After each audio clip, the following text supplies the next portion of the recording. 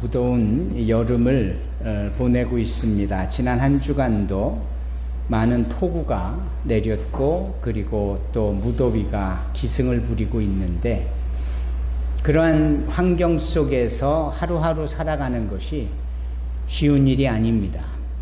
게다가 생존을 위하여서 또 마땅히 감당해야 될 여러 가지 일들, 학업, 보통 일이 아닌 거죠. 그래서 한 주간 여러분들이 살아내신 그 자체만 가지고도 여러분들은 하나님께로부터 복을 받아 누릴 만한 충분한 이유가 되고 또 실제적으로 하나님의 보호하심이 계셔서 이렇듯 거룩한 주일 다시금 하나님의 전으로 나올 수 있게 되어졌다는 사실이죠.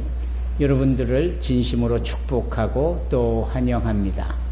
애쓰신 여러분들에게 주님의 크신 위로와 또 격려가 있기를 바랍니다. 저희 교회가 건물 자체가 노후되다 보니까 노후돼 있다 보니까 이런저런 연약함이 많이 발생을 해요. 비가 오다 보니까 외부에 크랙이 가 있는 곳으로 물이 스며들기도 하고 그것이 전기의 쇼트를 일으켜서 전기가 전체가 셧다운이 되기도 하고 셧다운 되다 보니까 내부적으로 준비되어 연결되어 있는 모든 예민한 전기 기계들이 고장을 일으키고 그 중에 하나가 복사기입니다. 그래서 오늘 여러분들에게는 주보가 나눠드려지지를 못했습니다. 한편으로는 그 파일로 이 주보, 일렉트릭 주보로 여러분들의 카톡에 공급이 되어진 것으로 차선으로 함께 했지만 불편한 건 불편한 것이지요. 또 오늘 이웃 성도님들이 마침 두 분이나 더 오고 계시는 이 교회는 주보도 없나 보다 라고 생각하실까봐 양해의 말씀과 더불어 송구한 말씀을 전합니다. 급히 전기공사를 했지만 1층 한 부분은 여전히 세밀한 전기공사가 필요한 상황입니다. 그 중에 화장실과 1층 입구에 들어가는 곳에 조명이 도저히 복구가 안 되고 있습니다. 그래서 아마 화장실을 사용하시기도 컴컴하실 수 있겠고 불편하실 수 있겠다라는 생각이 듭니다.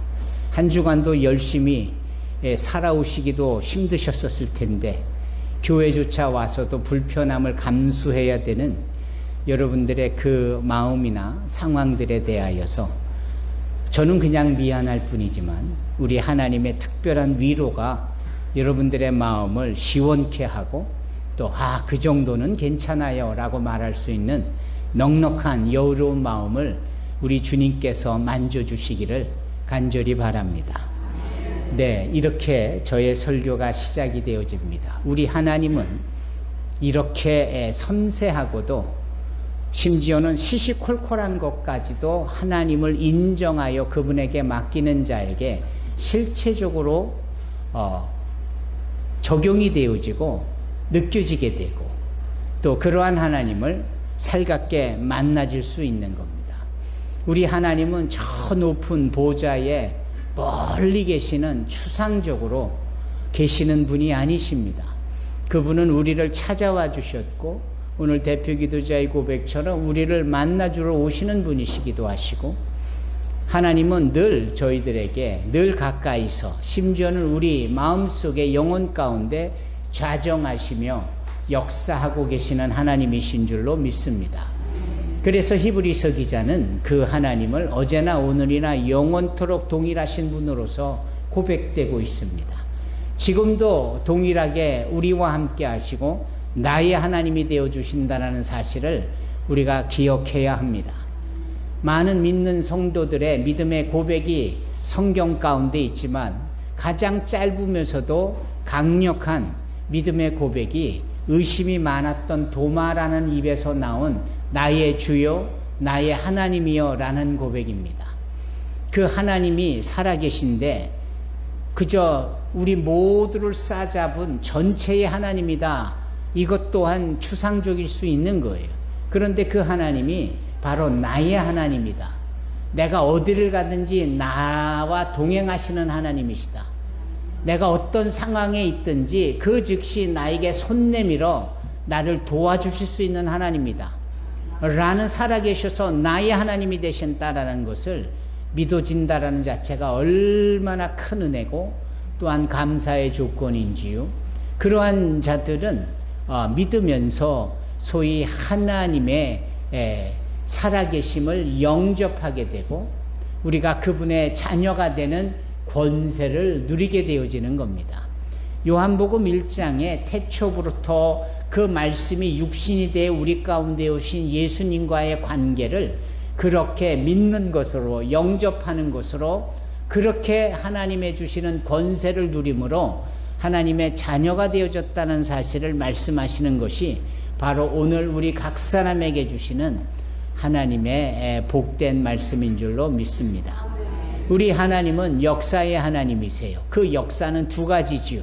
일하신다, 뭔가를 행하고 계시다라는 부분에 있어서의 역사, 미니스트리.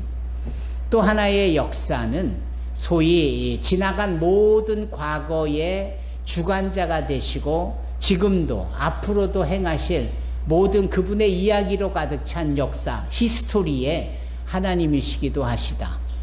여러분, 과거 그 하나님은 천지를 창조하신 하나님이십니다.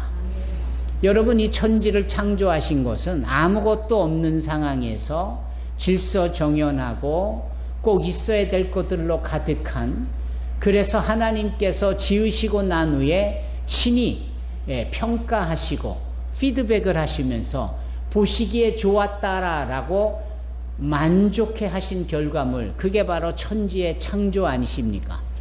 그리고 그 천지의 창조는 다름 아닌 우리를 위하여 예비되어 주신 시간이요 공간이며 그 시공에 우리를 두시고 우리에게 그것을 맡겨 관리토록 해주셨다라는 점에서 하나님의 일은 우리와 함께 더불어 역사되어지고 우리와 함께 더불어 진행되어지고 있더라. 하나님이 당신이 스스로 다 해버리실 수 있는데도 불구하고 천지 창조 이후에는 그 일을 우리에게 함께 하자라고 일의 자리로 우리를 초대하셨고 또 그 일을 함에 있어서 우리에게 마음껏 할 수 있도록 더 큰 일을 할 수 있도록 우리에게 자격을 부여해 주셨고 위탁해 주셨다라는 것이죠. 그러면 우리가 얼마나 아무 공로나 자격이 없지만 하나님과 동일한 입장의 파트너가 되고 심지어는 하나님이 하신 일보다도 더 큰 일을 할 수 있다라는 자격이 부여되어졌다라고 했을 때 이게 얼마나 굉장한 일이겠습니까? 이 천지를 창조하신 일이 믿어짐과 더불어 그 천지 창조의 시간과 공간을 나의 삶의 터로 여기면서 이것도 하고 저것도 하고 주에 맡겨주신 위탁된 일을 감당한다라는 것은 정말이지 대단하기 그지 이를 데 없는 일입니다. 그런데 오히려 이 일을 우리는 그르쳤죠. 불순종이라는 것으로 인하여 그르쳤습니다. 그래서 그 아름답다 좋다라고 여겨졌던 그 모든 것을 대표하는 기쁨의 동산 에덴에서 쫓겨나지는 상황이 되어지고 맙니다. 그러면서 삶이 고약해지고 어려워지고 방해가 생기고 그 땅이 가시와 엉겅퀴를 내면서 우리가 이 이마에 땀이 흘러야만 겨우 입에 풀칠을 하고 먹고 살 수 있을 법한 노동력이 요구되어지는 힘든 인생이 되어졌더라. 그 일의 시작점이요 모멘텀을 제공한 여인은 그 이후로 산고의 고통을 누려야만 결과를 얻을 수 있는 열매를 거둘 수 있는 그러한 운명이 되어지지를 않았습니까?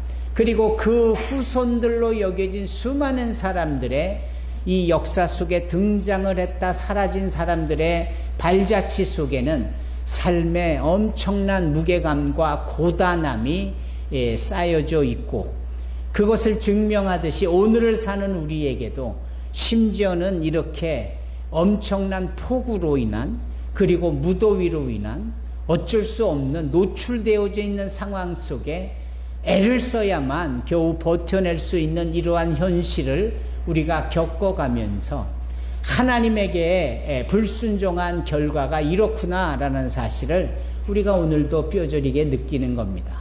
그냥 더워서 덥다라는 것으로 끝나는 게 아니라 이렇게 더울 수는 없는 거죠. 예. 우리가 이렇게 덥다라고 했을 때에 말 못하는 짐승 또한 얼마나 덥겠습니까? 식물조차도 이 강한 햇빛이 좋을만 하지는 않을 겁니다. 아마도 이런 점에 있어서 로마서 8장에 모든 자연계가 함께 탄식을 하는 이 부분이 우리들의 탄식을 넘어 또한 성령의 탄식으로 이어지는 것으로 우리의 불순종의 죄의 결과가 이렇듯 힘들 거구나. 이걸 우리가 매일매일 경험하게 되고 매일매일 이 부분에 대해서 후에 막급한 겁니다. 그런데 하나님께서는 이렇게 죄지은 저희들에게 주어진 결과물, 소위 어려움과 힘듦의 연속선상에서도 하나님은 소위 이 모든 것들에 대한 궁극적으로 회복시켜 주시고 용서하여 주시고 그리고 구원해 주시려는 계획을 세우시지요. 그 구원의 계획, 용서의 계획, 화목의 계획, 회복의 계획, 이 모든 계획의 내용들이 어디에 기록이 되어 있느냐? 성경에 오롯이 다 담겨져 있습니다.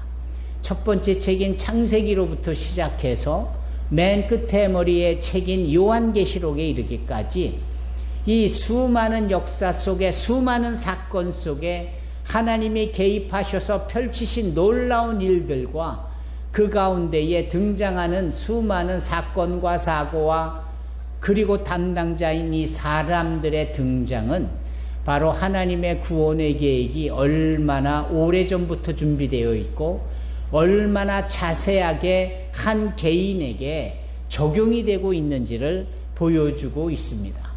그래서 이 성경은 전 온 세계에 향하신 하나님의 구원의 계획뿐만 아니라 그 속에 속한 나에게 속하 있는 하나님이 허락하신 발걸음으로 인하여서 우리를 회복시켜 주시고 용서하여 주시고 화목시켜 주시고 계시다라는 사실을 알게 되는 겁니다. 그러면 오늘 우리가 읽은 본문의 말씀의 배경을 좀 보십시다. 그 배경 또한 그러할까요? 당연히 그렇습니다. 어쩌면 이 창세기 전체의 50장에 흐르는 내용은 잘못된 것들을 회복시켜 주시고 용서해 주시고 화목해 주시고 다시금 좋다라고 여겨주시는 내용을 아브라함을 통하여서 이삭을 통하여서 야곱을 통하여서 요셉의 12 형제들의 그 마지막 이야기 화목과 용서와 회복과 그리고 하나님께서 선으로 이기셨다라는 말씀으로 인하여 이 모든 것의 가능성을 우리에게 보여주고 있는 겁니다. 그런데 그 가능성의 창세기의 말씀이 구체적으로 실현되고 적용되어지는 내용이 바로 출애굽기입니다. 이 출애굽의 역사를 우리가 살펴본다면 그 당시에 전 세계의 가장 강력한 세상의 중심은 애굽이었습니다. 오늘날로 치면 이집트라는 나라지요. 땅덩이도 컸겠지만 지리적으로 볼 때 그리고 군사력으로 볼 때 정치력으로 볼 때 어마무시할 정도로 힘있는 나라였습니다. 물론 그 시대가 지나고 나면은 세상의 중심이 바벨론으로 바뀌게 되어지는 것을 보게 되고요. 그리고 바벨론이 얼마나 큰지를 조연으로서 보여주는 아수르 제국이라든지 아람 제국이라든지 애굽도 그 가운데 하나 포함되어져서 비교 대상으로 바벨론이 얼마나 큰지를 보여주지요. 그런 바벨론으로 끌려갔던 일들이 역사 속에 있었지만 그 바벨론 또한 헬라에 의하여서 그리스에 의하여서 무너지게 되어지고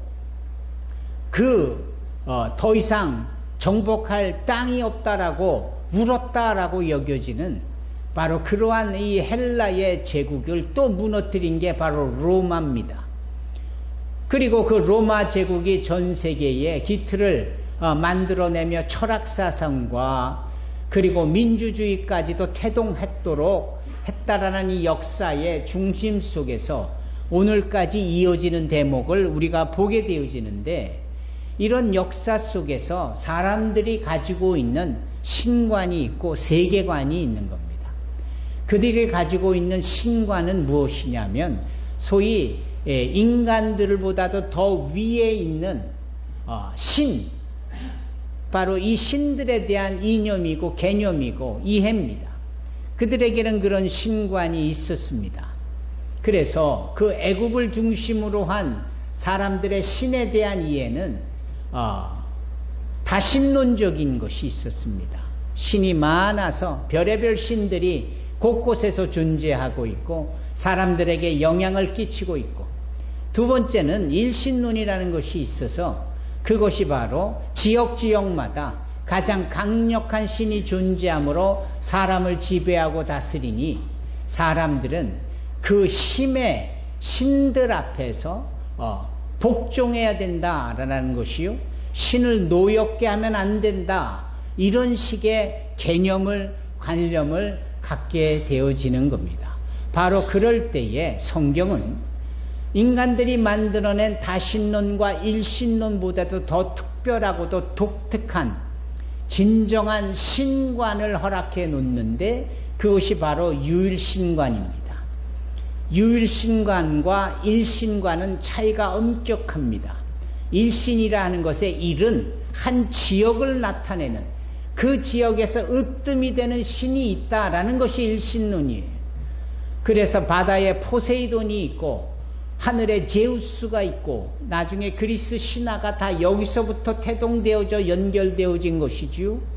나중에 출애굽의 역사를 보면 하나님께 인도함을 받은 이스라엘 백성들 앞에 놓여져 있는 바다를 하나님이 쪼개버리지 않습니까? 그 배고파하는 이스라엘 백성들에게 하나님께서는 하늘로부터 만나를 내려주시고 하늘로부터 메추라기 떼를 보내시지를 않습니까? 그 일신이라는 지역마다 표방이 되고 있는 바위를 쪼개버림으로 그 가운데서 생수가 터져 나오게 하는, 그러니까 인간들이 만들어낸 일신들은 하나같이 사람들을 구속시키고 괴롭히고 힘으로 복종케 하는 것이 일신의 개념이었다면, 유일하신 하나님 여호와 하나님께서는 그러한 일신의 신들을 다 깨부수고 오히려 거기를 복된 공간으로 만드셔서 택한 백성들을 먹이시고 입히시고 살리시고 인도하시고 보호하시더라라는 겁니다. 인간들의 생각들은 하나같이 죄 속에서 하나님 앞에 불순종한 죄가로서 어려움의 길을 걸으며 스스로 더 힘든 그러한 상황을 연출해내고는 있지만, 하나님은 오히려 인간들 속의 공간을, 인간들이 만들어낸 이데올로기, 이 사상들과 철학과 신관들을 하나님이 하나하나 만들어 가시며 만져져 가시며 사람들을 복된 존재로 채워주시고 입혀주시고 먹여주시고 보호해주시고 이끌어주시더라라는 겁니다. 이게 바로 다 출애굽기에서 우리에게 나타내주고 계시는 하나님이 누구신가에 대한 설명입니다. 그러면 이제는 우리가 하나님이 누구신지를 알겠는데, 그 하나님께서 친히 당신을 이렇게 말씀을 하시면서 당신을 소개하세요. 그 하나님이 소개하는 당신은 누구시냐 하면은 우리 각 사람에게 하나님으로서 우리 각 사람을 보시고 들으시고 아신다, 이런 표현을 쓰는 겁니다. 오늘 본문이 그렇습니다. 오늘 본문에서 나는 내 백성이 애굽에서 고통당하고 있는 것을 보았고 저네들의 어려운 탄식의 소리를 내가 듣고 그리고 저들의 고통, 어려움들을 내가 알고 있다, 이렇게 말씀하는 거예요.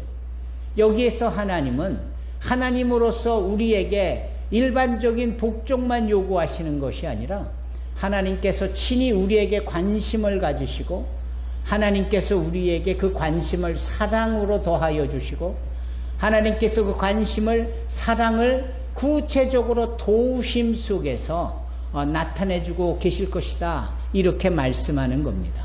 이 말씀 앞에 하나님이 나를 보시고 계시다. 여러분, 우리의 앉고 일어서심을 하나님이 보고 계시는 줄로 믿습니다. 이 굿모닝 홀리 스피릿이라는 책을 쓴 후안 카를리스 오르티즈라는 아르헨티나 목사님의 고백에 따르면 하나님이 늘 자신을 보고 계시다는 점에서 자신이 얼마나 그 하나님을 또 보면서 감사하면서 안전하면서 기뻐하면서 감사한지 모른다라고 그가 쓴 책에 안녕하세요 성령님이라는 책에 그렇게 표현을 하고 있습니다. 여러분, 우리가 분명히 알아야 될 것은 하나님께서 우리를 보고 계시더라라는 겁니다. 어느 날 요나가 니느웨로 가야 되는데 다시스로 가려고 발버둥 치며 도망하는 장면이 요나서에 나오잖아요. 그는 하나님이 뻔히 보고 계시다는 사실을 알기 때문에 그가 자신의 몸을 피해요. 어디로 피합니까? 저 배 깊은 배 고불 그 안속으로 몸을 피합니다.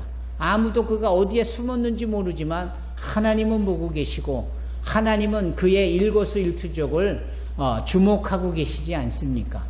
창세기에 죄를 지은, 그래서 벌거벗은 것을 알고 후에 막급해하는 아담과 하와가 아담아 어디 있느냐 주님이 부르실 때에 이들이 숲풀 뒤에 숨지요. 숨은 그를 찾지 못하여서 하나님이 어디 있느냐라고 물으셨을까요? 그것은 그들의 입장을 상기시켜주고 하나님의 그를 어떻게 회복시켜 주시려는 시점에서 그가 어디 있느냐에 대한 질문으로 상대방으로 하여금 아담으로 하여금 인식하게 만드는 장면입니다. 이 사실을 우리가 알아야 합니다. 하나님은 지금도 우리를 보시고 계시는데 얘야 네가 어디 있느냐 이렇게 말씀하고 계시는 듯 싶습니다. 왜냐하면 우리의 마음이 세상에 있고 우리가 잊지 말아야 될 엉뚱한 곳에 나이트클럽에 어느 술집에 가서 쪼그리고 앉아있는 이런 모습들 속에서 주님이 그런 마음에 말씀에 음성을 더하실 겁니다. 얘야 네가 어디에 있느냐, 얘야 네가 지금 무엇을 하고 있느냐, 모르셔서 묻는 게 아니신 거예요. 우리로 하여금 지금 우리가 있어야 될 곳이 어딘지, 또 우리가 주님 앞에 우리의 모습을 감추지 말아야 될 곳에 있는지 이 사실을 알게 하려 하십니다 라는 겁니다. 사랑하는 성도 여러분, 주님은 다 보고 계세요. 불꽃 같은 눈동자로 우리를 지켜보고 계시다라는 겁니다. 어느 날 주님께서 나다니엘을 만날 때에 주님께서 말씀하시죠. 네가 무화과 나무 아래에 있을 때 내가 너를 보았다 이렇게 말씀하죠. 그 무화과 나무라는 사실은 잎이 넓은, 그래서 유대인들에게는 늘 그늘진 그곳을 찾아 서늘한 곳에서 기도하거나 묵상을 하거나 말씀을 읽거나 하는 그러한 좋은 습관들이 있었는데, 겉으로 보면 그늘에 가려져 그 모습은 보이지 않는데 주님은 보셨다라고 말씀하시잖아요.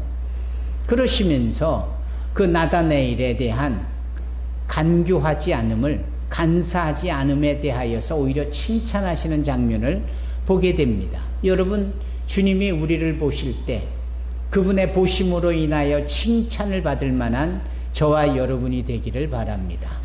있어야 될 곳 있으며 주님께서 나의 일거수일투족을 통하여 칭찬하시는 일들이 있기를 바랍니다. 숨어야 되거나 피하여야 되거나 아무도 못 보겠지 않은 캄캄한 이런 차원의 것이 아니다라는 거예요. 요한복음에 따르면 가룟 유다가 주님을 배반하고 주님을 팔러 유대 병정들에게, 로마 관원들에게 나가는 장면에 그때가 밤일러라 이런 표현을 사도 요한이 놓치지 않고 기록하고 있어요. 가룟 유다는 그 캄캄한 밤에 자기가 어디로 가고 있는지 아무도 모를 것이다. 그러나 주님은 아세요. 그가 지금 제사장을 찾아가 예수님을 밀고 하고 그 게네사렛 동산에서, 겟세마네 동산에서 기도하고 있다는 사실을 밀고 하려는 이런 모든 상황을 주님은 빤히 보고 계시다. 아무리 숨듯, 아무리 아무도 못 본 듯, 아무리 캄캄한 곳에 내 몸을 의탁한들 그게 가려지지가 않는 겁니다. 여러분, 주님이 보고 계십니다. 보시는 주님 앞에 기쁨으로 보여질 수 있는 저와 여러분이 되기를 바랍니다. 아울러 주님은 말씀하시기를 그들을 들으셨다라고 말씀합니다. 들으셨다. 무엇을 의미합니까? 우리의 입으로 내뱉는 말, 심지어는 시편 8편과 5편에 언급하고 있는 소위 묵상으로 기도하는 것까지도 주님은 들으시는 거예요. 소리가 없어도 우리의 마음에 생각하는 것까지도 들으시는 거예요. 여러분, 우리가 입을 열어 해야 될 말과 하지 말아야 될 말들에 대한 부분을 우리가 크리스찬으로서 잘 감당해야 되는데, 부정적인 말을 하다 보면 이게 불평이 생기게 돼요. 그리고 불평을 하다 보면 이게 불만이 되는 겁니다. 그리고 이 불만이 싹트고 커지면 이게 불신이 되어지는 것. 이런 것쯤은 이미 우리가 다 알고 경험해 봐서 알잖아요. 내 입으로 그냥 참아야 될 말인데도 불쑥 내뱉으면 그 일로 인하여서 말로 인한 얼굴에 이그러짐이 있고 얼그러짐이 화냄이 있고, 화낸 얼굴로 끝나지 않고 손과 발에 그 행동으로 옮겨지고, 그 일로 인하여서 주변 사람들에게 괴로움과 불편함을 제공해버리고 많은 결과를 보게 되잖아요. 이런 점에 있어서 우리의 말 한마디가 참 중요하구나. 그런데 무엇보다도 중요한 것은 우리의 입으로 내뱉는, 힘들어서 내놓는 탄식, 정말 어려워서 고난 가운데 있는 이러한 일들, 이런 것들을 주님이 하나도 놓침없이 다 듣고 계시다, 이렇게 말씀합니다. 소위 욥기를 읽어보면은 그 욥의 입으로 내어뱉는 모든 말들이, 그리고 소발, 또 빌닷, 또 엘리바스, 이 세상 사람들을 예표하는 세상들의 입으로 내어뱉는 모든 말들을 하나님이 하나도 빠짐없이 다 들으셨다가 나중에 가서 엘리후를 넘어 하나님께서 친히 들으신 바에 대해서 일일이 지적하시고 일일이 문제에 대한 교정을 해주시고 무엇이 잘못되어졌는지에 대해서 말씀하지요. 그 욥기에 나오는 많은 침을 삼키는 소리도 들으시는 하나님이신데, 우리의 입으로 내뱉는 소리를 어찌 주님께서 듣지 않아야 하시겠습니까? 우리 사랑하는 성도들이 살아가면서 부지불식간에 내어놓는 탄식과 고통과 힘듦의 고난의 소리를 우리 주님께서 들으시고, 그 들으신 주님께서 그 말씀에 대하여 엄한 징계 또는 도움의 손길을 더해 주시지 않겠습니까? 불평하는 자들에게는 하나님께서 분을 내시고 화를 내시는 것을 출애굽기 상황 속에서 보게 됩니다. 하지만 그 전에 힘들어서 괴로움 속에 내뱉은 이들의 고난의 소리를 주님께서 들으셔서 그들을 인도해 내시겠다라고 말씀하시는 장면이 오늘 본문인 겁니다. 보시는 주님께서, 들으시는 주님께서. 그러면 이왕이면은 들으실 주님 앞에 나의 처한 입장을 우리가 낱낱이 고백하는 센스가 저와 여러분들에게 있기를 바랍니다. 기도를 통하여 들으시는 주님 앞에 주님 저 힘들어요를 넘어 주님 이런데 이런 것이 있었으면 좋겠습니다라고 주님께서 들으시도록 이렇게 고백할 수 있는 저와 여러분이 되기를 바랍니다. 아나꼬레오라는 고백을 우리가 지난주에 나누었는데 대표기도자가 또 그 고백을 합니다. 어렵고 힘든 거 있는 그대로를 나타내는 거예요. 물러날 때를 알고, 지금은 가만히 있어야 될 때를 알고, 지금은 내가 바락바락 내 소리를 내고 이건 내 책임이 아니다라고 말하고 그런 차원이 아니라 힘듦과 어려움과 주어진 상황을 있는 모습 그대로를 나타내 놓는 것, 그 아나꼬레오입니다. 주께서 보시고 주께서 그 아나꼬레오의 입으로 내어뱉는 말들을 주님께서 들으시지를 않겠습니까? 여기 애국 군사들의 그 어려운 상황에 놓여져서 노예로서 살아가고 있는 이들의 입에서 내어뱉는 말들을 주께서 들으시고 그들을 인도해 주시겠다, 이렇게 말씀합니다. 그런데 이보다 더 중요한 최종적인 주님의 당신에 대한 표현이 있잖아요. 그 표현이 얘야 내가 너를 안다 이렇게 말씀하는 거예요. 내가 너를 안다. 안다라는 거예요. 안다. 주님의 우리에 대한 충분한 이해와 내가 처한 입장과 형편과 상황을 안다라는 거예요. 자녀를 키우기 위하여 애쓰는 것 주님이 알고 계시고 가족을 건사하기 위하여서 그 직장에서 온갖 어려운 일 정말 치사한 꼴을 다 당하면서도 머리를 숙일 수밖에 없는 이 상한 자존심에 대해서도 주님은 아시고 주님이 그러한 모든 우리의 상황들을 알고 계시는 거예요. 그분의 알은 그래서 아는 것으로 끝나지 않고 그 알에 대한 해결과 알에 대한 도움의 손길을 분명히 내어놓는 것. 이게 바로 주님의 우리의 형편에 대한 암입니다. 그래서 주님이 아시고 계시니 그분이 우리를 위하여 일하실 것에 대한 기대가 소망이 우리 가운데 있지를 않겠습니까? 오늘 이 본문의 말씀 3장 7절에 주님이 알고 계실 때에 거기서 끝나지 않고 하나님께서 친히 애굽에서 이들을 인도하려 주시려고 그들을 좋은 땅으로 이끌어내시겠다고 그 좋은 땅이 젖과 꿀이 흐르르륵 넘칠 만큼 아주 훌륭한 곳이요 아름다운 곳이요 풍성한 곳이요 넉넉한 곳이요 보고 듣고 아시는 하나님께서 그들에게 부여해 주시는 이 놀라운 가나안 땅의 모습을 여기 나타내고 있습니다. 거기에 사람들이 좋자고 모여 있지만 좋을 수밖에 없는 건 세상이 다 인정한다라는 거예요.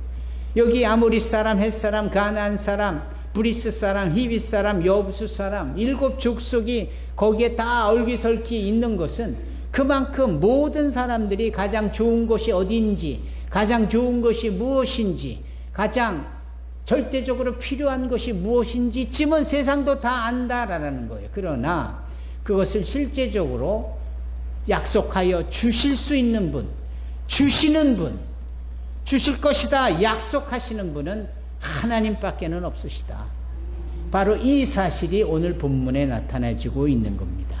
무더운 여름 괴로움과 어려움의 연속에서 우리는 7월과 8월을 작정하여 보내야 할 것입니다. 쉽지 않은 일일 겁니다. 그러나 놀랍게도 하나님은 우리의 형편과 상황을 보시고 들으시고 아시기에 그분이 우리를 가장 좋은 것, 가장 아름다운 열매와 결과물로 인도하여 주시리라 믿습니다. 세상 사람들이 인정하나 그들은 소유하지 못하는 하나님께서 우리에게 택하여 허락하신 바로 그러한 열매와 결실들, 우리가 그것을 기대하고 소망하고 소유하며 누릴 수 있는 이 귀한 여름이 되어지기를 주의 이름으로 축원합니다. 주님의 약속의 말씀은 지금도 유효합니다. 기도하겠습니다. 거룩하신 하나님, 불붙은 떨기나무 가운데서 모세를 통하여 약속해 주시고 그 말씀이 실체화되어져서 200만 명의 이 택한 백성들을 그 어렵고 힘든 애굽 땅에서 인도하여 젖과 꿀이 흐르는 가장 좋은 땅으로 인도하여 주시니 너무나 감사를 드립니다.